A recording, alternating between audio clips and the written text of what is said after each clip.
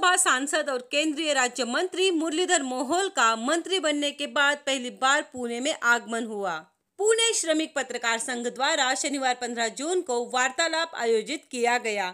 इस अवसर पर केंद्रीय नागरिक उड्डयन राज्य मंत्री मुरलीधर मोहोल ने कहा कि पुरंदर एयरपोर्ट के विषय में डायरेक्टर ऑफ सिविल एविएशन ने तकनीकी पहलुओं को मंजूरी दे दी है।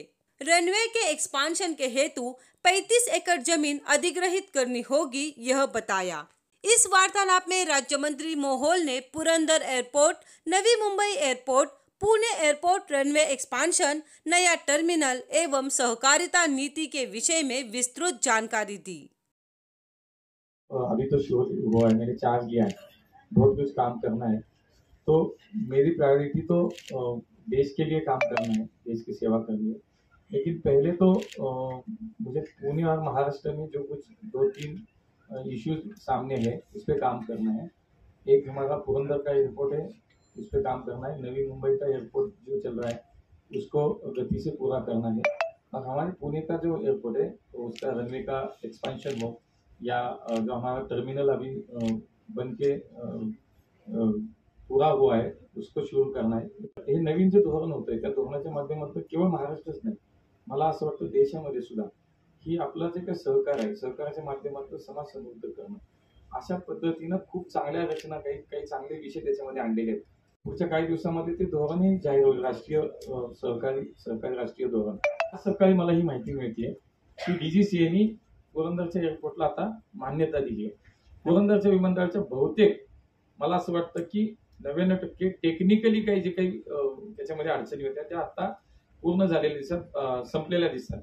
आता विषय राहील लँड ॲक्विजिशनचा, तो राज्य सरकार तयार आहे, त्याच्यामध्ये कुठेच अडचण आहे। त्यामुळे ही प्रक्रिया वेगाने सुरू होईल।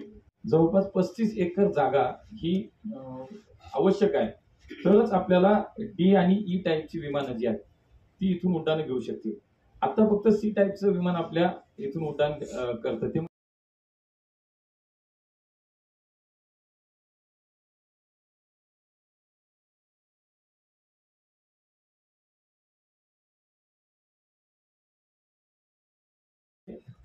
पीपीपी मॉडेलवरती होणारा विमानतळ जुलै 2007 ला केंद्र सरकारची त्याला मान्यता मिळाली आणि इतकं मोठं की एका वर्षात जवळपास 2 कोटी प्रवासी प्रवास करतील इतकी क्षमता असलेले विमानतळ आहे।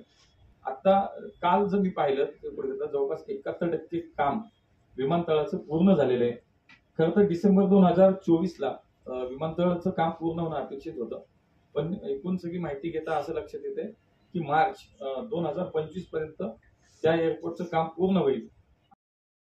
इस वार्तालाप में राज्य मंत्री मोहोल ने पुणे के नागरिक और पार्टी के नेतृत्व के प्रति आभार व्यक्त किया और जल्द ही देश में नई सहकार नीति लागू की जाएगी, यह बताया।